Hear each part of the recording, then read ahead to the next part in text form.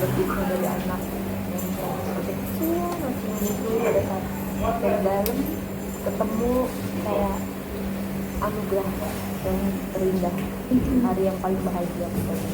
Sangat bersyukur. Pertama waktu ketemu anak, sama anak, dia main sama anak, tidur sama anak. Anak itu yang paling dikangenin ya, tidur sama anak. Dan mengenalkan lagi bahwa saya mami, gitu, ini mami loh, gitu kan. Sama ini kan minta bikin foto untuk orang rumah supaya ini mami loh, supaya nggak lupa. Kemarin masa pandemi nggak ada besukan, jadi kangen banget. Untungnya alhamdulillah anak masih kenal, oh ini maminya gitu.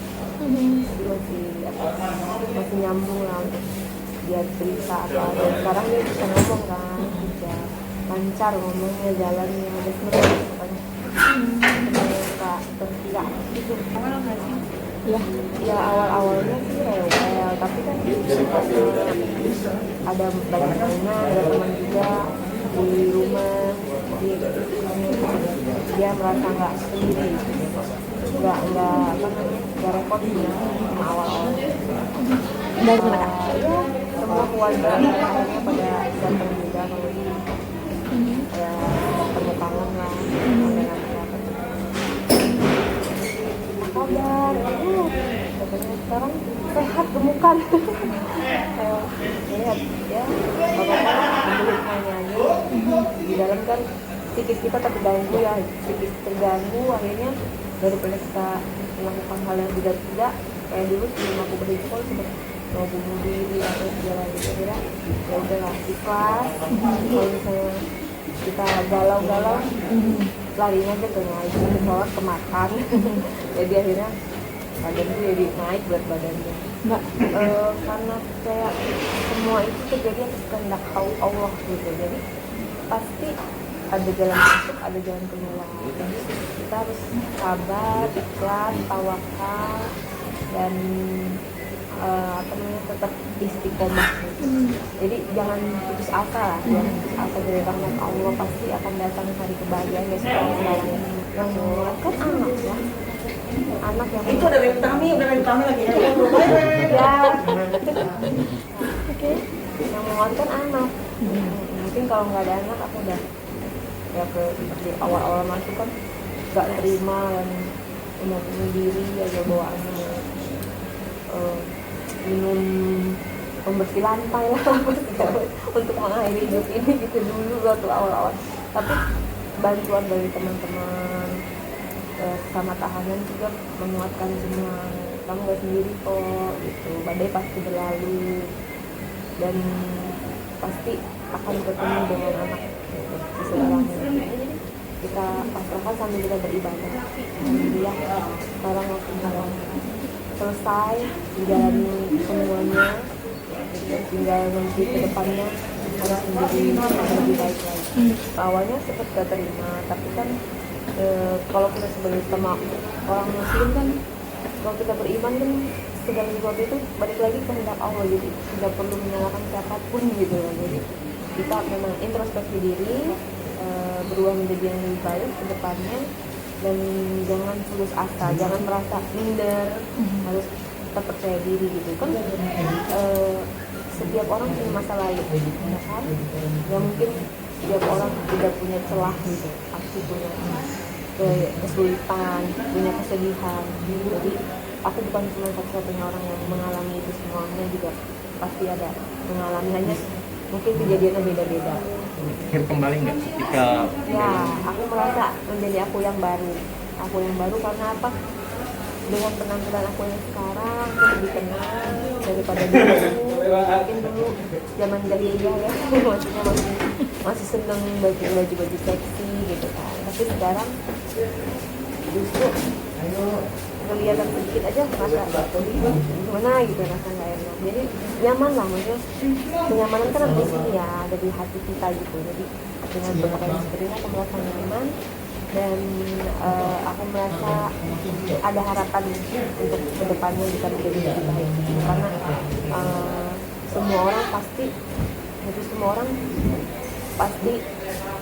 tidak ada yang sempurna gitu, termasuk aku kan, aku bukan malaikat juga, jadi aku hanya bisa mengambil hikmah dari kejadian-kejadian sebelumnya. Kita mau fokus karena masa lalu kan sudah berlalu, aku sudah menjalani dan sudah lebih dari cukup gitu. Jadi menurut aku itu udah masalah itu aku simpan, aku jadikan pelajaran, tapi tidak untuk berlarut-larut gitu. Jadi aku life must go on, kita jalanin aja gitu. Kak, ini kan kemarin kasusnya kan sempat disorot. Ya pelajarannya ya banyak. Update aja kita mau melakukan sesuatu ya hati-hati gitu loh. Kita dengan mengajak narasumber, memilih editor, kemudian banyak lah kalau untuk sosial media ya, jadi kita memang harus hati-hati dengan segala hal. Kan pada saat ini kan aku di sini posisinya didakwa terbukti bersalah karena mewawancarai narasumber, sehingga narasumber melakukan perbuatan pidana gitu kan di dalam vonis seperti itu. Jadi ya aku harus lebih hati-hati sebagai presenter. Setelah ini bakal jadi YouTuber lagi atau gimana?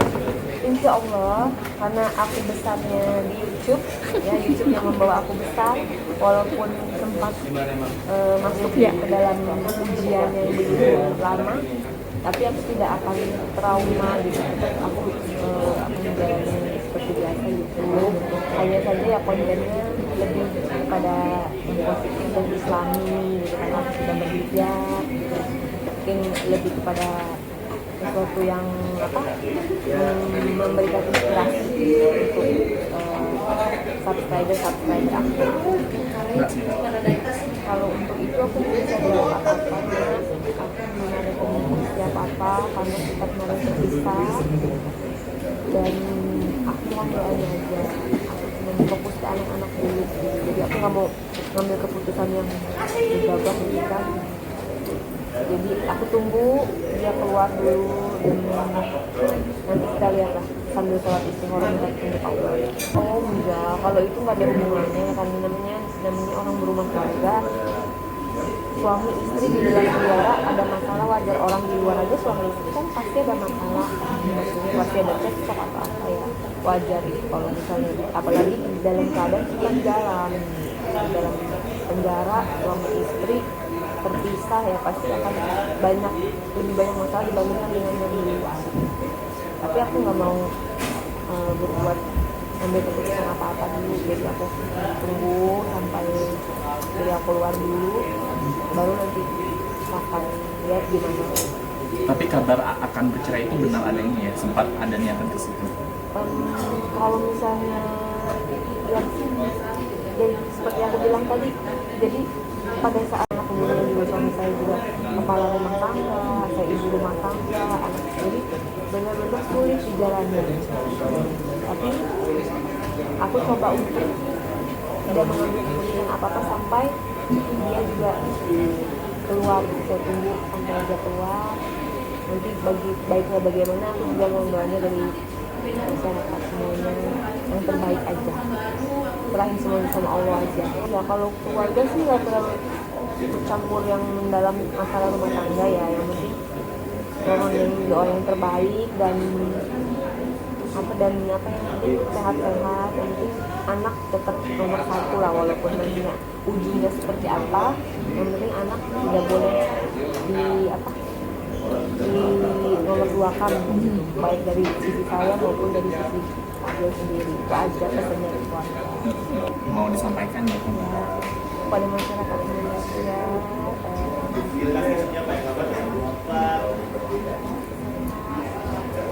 sudah menjalani ini, dan minta maaf kemarin itu memberikan kegaduhan yang luar biasa,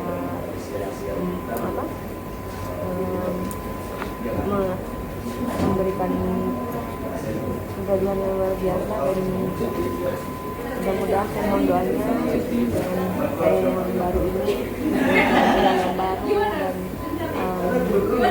kepribadiannya insya Allah berubah gitu. Dan saya mohon doanya untuk tetap satu istiqomah, yang kedua untuk menjadi seseorang yang bermanfaat walau baik itu dari nge-vlog ataupun dari apapun yang ingin memberikan berbagi dalam bentuk apapun gitu. Jadi manusia nggak ada yang sempurna. Saya minta maaf pada seluruh masyarakat Indonesia dan saya juga terima kasih ada beberapa juga yang masih mensupport saya walaupun kemarin saya udah di dalam tapi tetap support itu ada sampai sekarang. Terima kasih untuk masyarakat Indonesia yang percaya sama saya bahwa saya bisa lebih baik dan bisa berubah. Oke, Kare, terakhir dong. Ya itu bagian dari ujian kita dan mudah-mudahan di penguburan dosa-dosa. Nggak mau. Ya, apa itu kan variasi kehidupan gitu ya, tidak masalah menurut aku. Yang penting orang yang membenci kita, orang yang membenci kita doakan aja yang lebih baik.